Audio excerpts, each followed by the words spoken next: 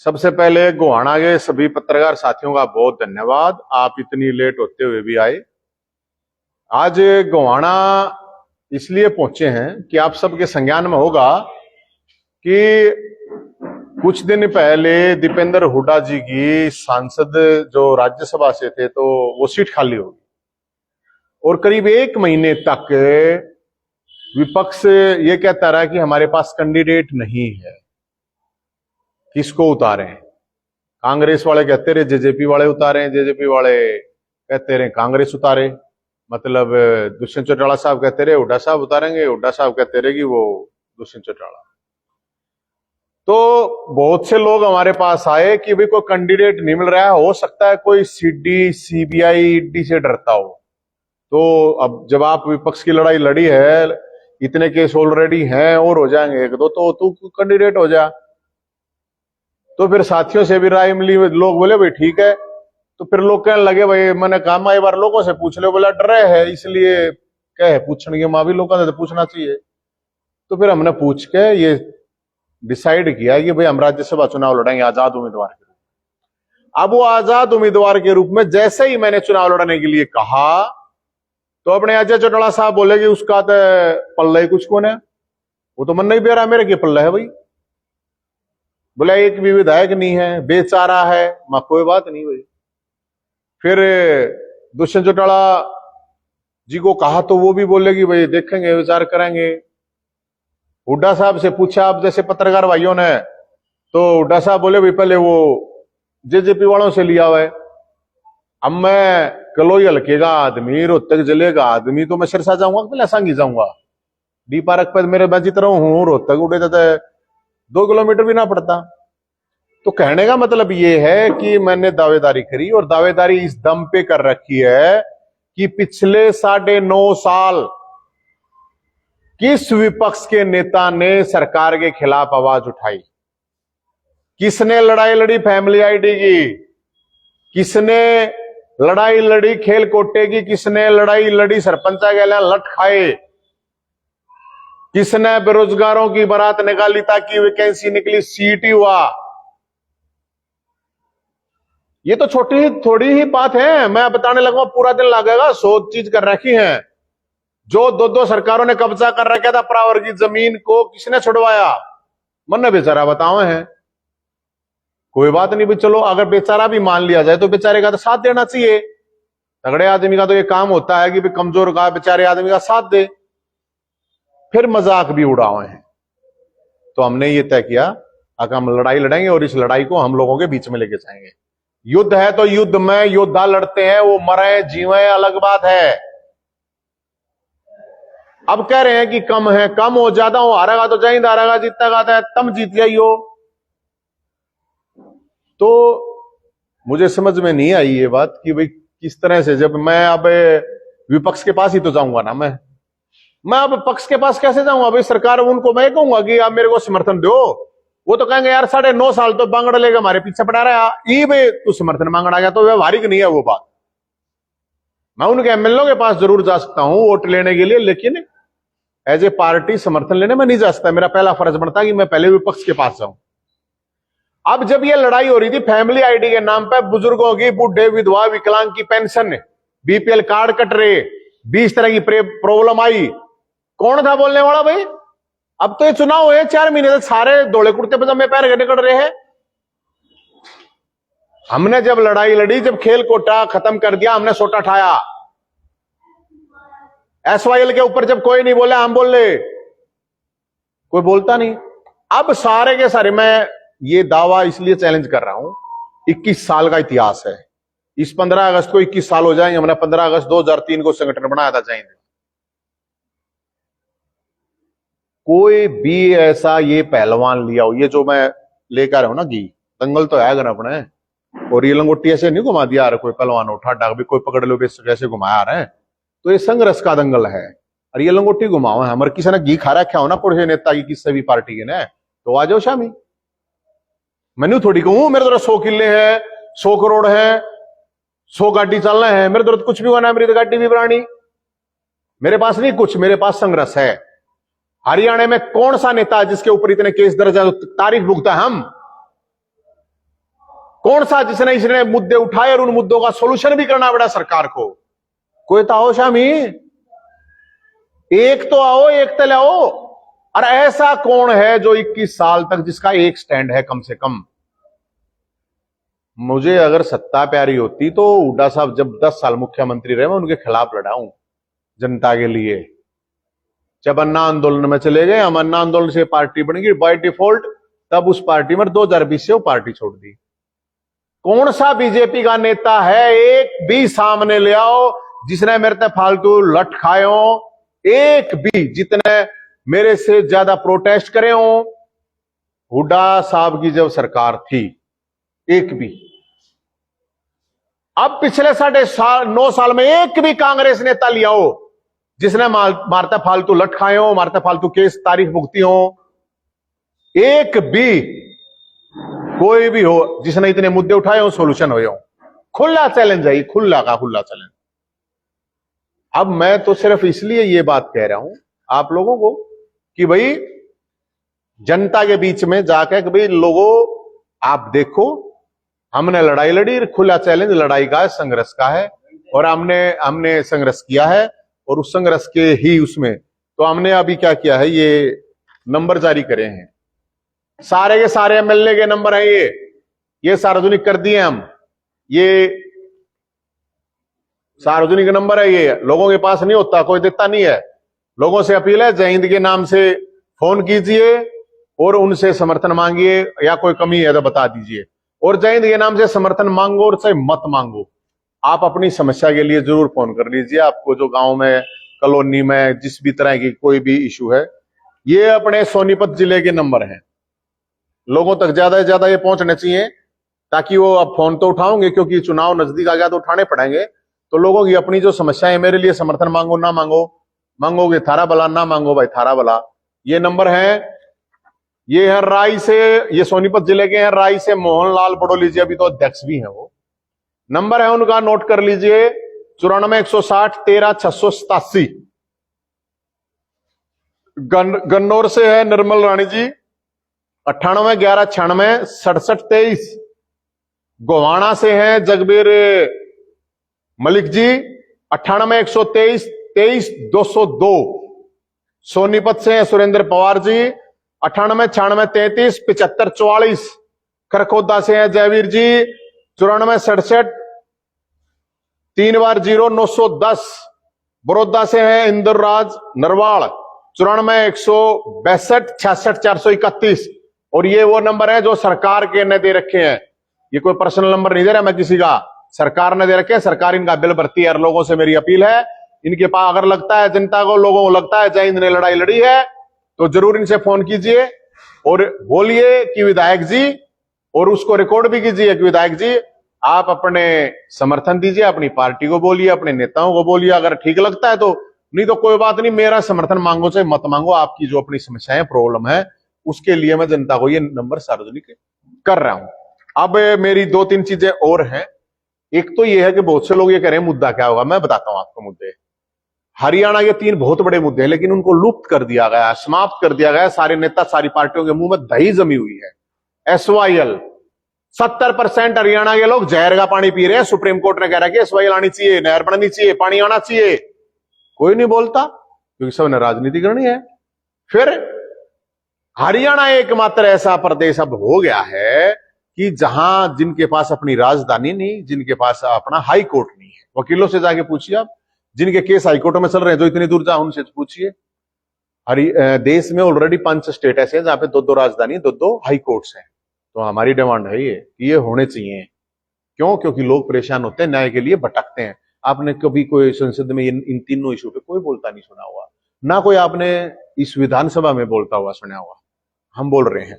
और मेरी एक अपील है कि सीईटी के लिए मुख्यमंत्री सैनी साहब से, क्योंकि जब मेरी खट्टर साहब से मुलाकात हुई तो उन्होंने कहा था, अगर भाई मैंने जब कहा था कि जी आप ये भर्ती कीजिए, आपने कही थी 1 साल पहले, तो उन्होंने कहा था अगर भाई ठीक है कर दूंगा। तो मैंने कहा था भी भंडारा करवाओगे, भंडारे का गीले घूमने लग रहे हम तो वो तो चले गए, वो तो भर्ती नहीं हुई है। अभी सैनी साहब आए हैं तो उनके लिए भी ऑफर है, अगर वो भर्ती करते हैं 50,000 की तो उनके लिए भी भंडारे का ऑफर है।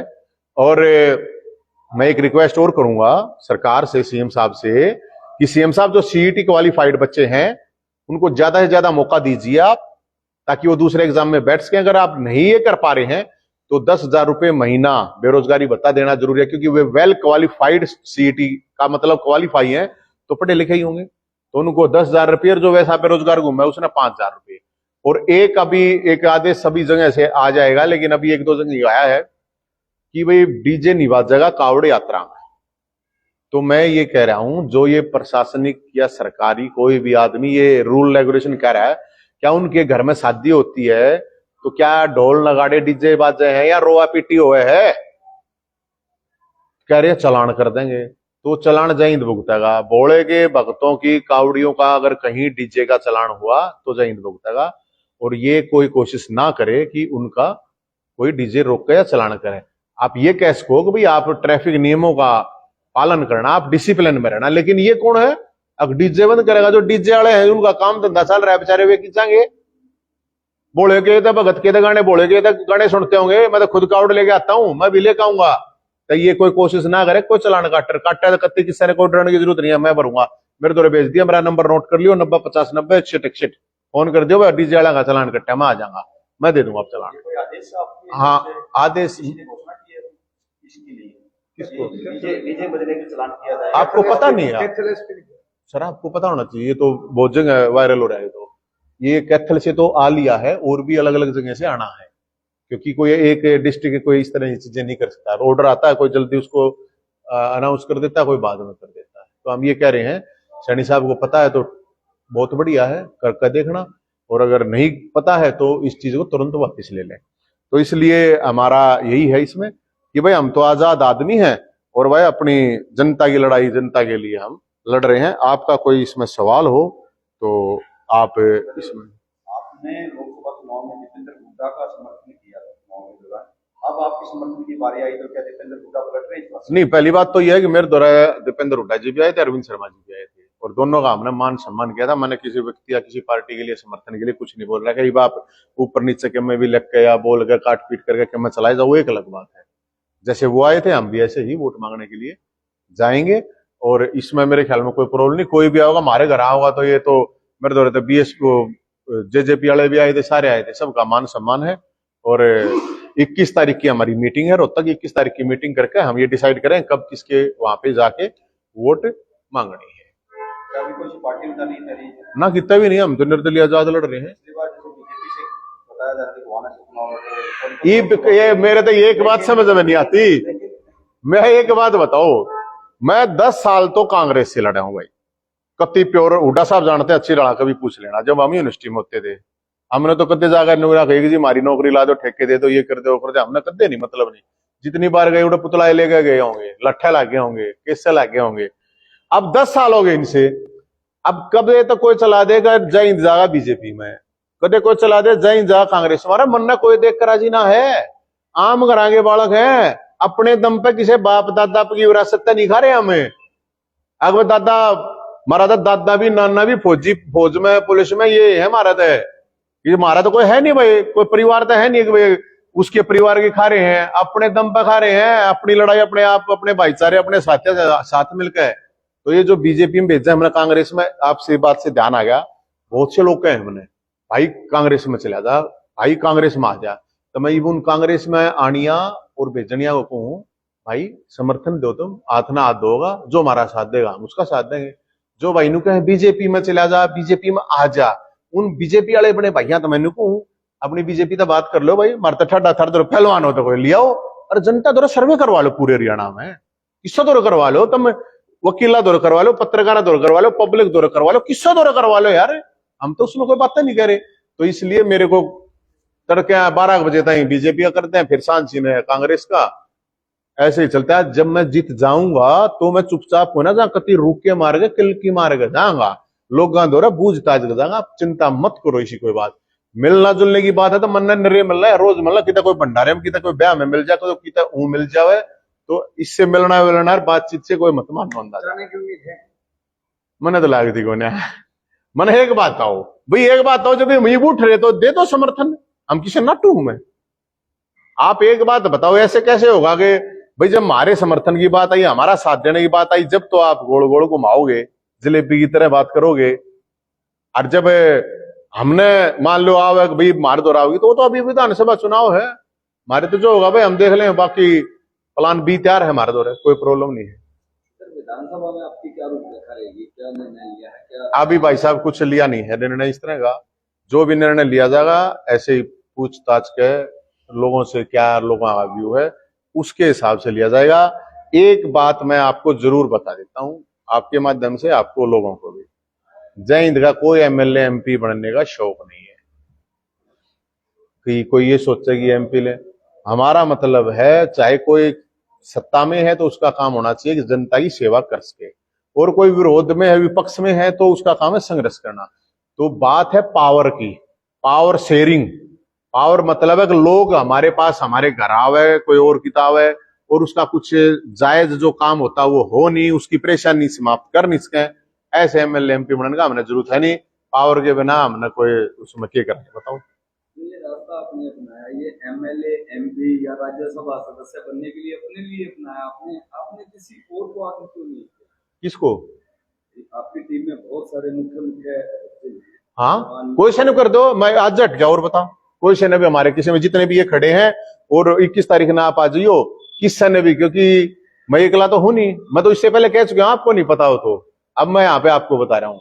और ना तो ये नहीं कहेंगे अच्छा यो कौन है वो कौन है, फिर मैं बता दूंगा।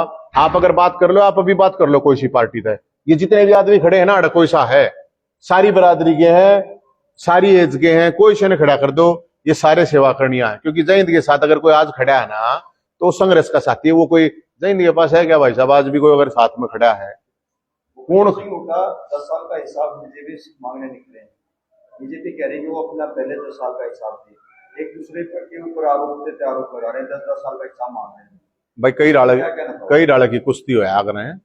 जब मैं हिसाब जब मैं मांगने लग रहा 20 के 20 का, ये तो 10-10 का मांग है, मैं 20 का मांगने लग रहा रे, मैं 20 साल का हिसाब मांगने लग रहा, दे दो न 20 साल का हिसाब, और मेरे 10 पछले भी अरिन का भी, मेरे दो दोनों का हिसाब, दोनों का हिसाब कति दोनों डाल गिरा नहीं भरते हैं, कोई प्रॉब्लम नहीं है। कच्ची भरनी होगी कच्ची भर देंगे, उसकी भरनी होगी उसकी भरनी, जिसका वो हम वो कच्चे ठानिया ना है, हम कच्चे चिट्ठे जो है ना उन बतानिया है। तो मारते फालतू किससे ने लड़ाई लड़ना रखी, इसीलिए या जो आंगली घुमा रहे हैं ना, या संघर्ष के नाम की घुमा रखे हैं भाई। कदे कोई ने मारा डंडा की घुमा रखी है, मैंने तो बैठका ही घुमा रखी, मैंने कुश्ती की ना, संघर्ष की कुश्ती की है। और लोगों ने देखना जो अंतरात्मा के हैं विधायक जी, अब जो भी विधायक हैं अंतरात्मा जिनकी मान रहे ठीक है भाई, नहीं तो कोई बात नहीं। लोगों की भी वही बात कह रहे हूं मैं तो, जो निष्पक्ष अंतरात्मा के आदमी मान सम्मान स्वाभिमान के उनसे है।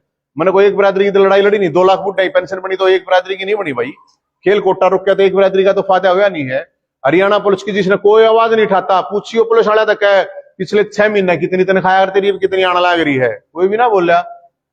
आपने उठाई फायदा कांग्रेस को हुआ, 5 सीटें आ गई लोकसभा। अब देखो फायदा नुकसान किसने हो किसने नहीं, मन ने इस बात का नहीं मेरा मारा है, कृष्ण भगवान ने रखी है अकर्म करो, परशुराम भगवान ने कह रखी है न्याय के लिए लड़ो, भोलेनाथ ने कह रखी है गरीबा की सेवा करो, संघर्ष करो। तो संघर्ष योग चल रहा है, तो कोई प्रॉब्लम नहीं। आज आप गोहाना पहुंचे हैं, तो क्या इसी तरीके से आप पूरे प्रदेश में भ्रमण करते हुए सभी से आप मदद मांगने? आज भाई साहब आज के बता दूं मैं कितना चला हूं मैं, नारायणगढ़ यमुनानगर, ये तो आप मेरे पेज पे भी देख लियो, ये यमुनानगर, फिर आगे अंबाला, कुरुक्षेत्र, कैथल, असंध, सफीदो, और ईबीओ कितने हो गए? 9 हो गए प्रधान जी, 9 जगह है। आप आना रो करते, मेरा तो घर भी को ना भाई साहब, तंबू में रहूं मैं तो। जब तो मैं कहूं ये डरते होंगे कोई सीडी डी सीबीआई थे, आप को ना डरते, तंबू में मेरा तो तंबू का भी नोटिस आ रहा है, उन्हें गिर जाएंगे, उन्हें अपना फिर रोड पर ला लेंगे। Thank you sir, thank you, धन्यवाद।